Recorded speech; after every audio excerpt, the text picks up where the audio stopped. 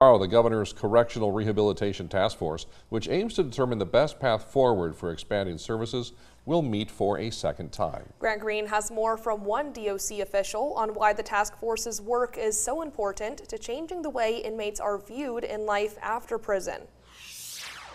Wednesday's meeting will continue the dive into what programming should look like for the new prison. And officials in the Department of Corrections appreciate the attention to the issue. The focus is in the right place. I think that people are asking the right questions, and I think that it's being noticed that reentry in totality is a group effort. Sitting at 43%, lawmakers and the road administration have dedicated a substantial amount of time to addressing recidivism in the state. I think people are starting to see that reentry is something that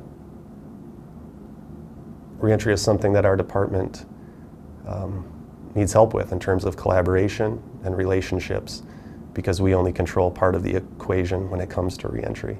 Corrections Reentry Program Manager Scott Day says this change in perspective regarding inmates is needed. They're going to be your neighbors. They're going to work at your local fast food restaurant. They're going to work at your local store. You're going to see them walk in the street.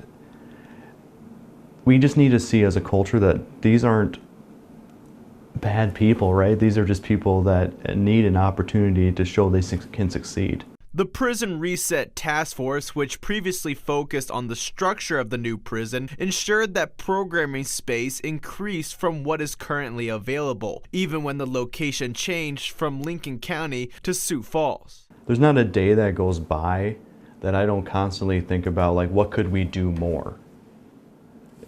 And the new prison's needed. We need the space. We need the opportunity to get more programming in there.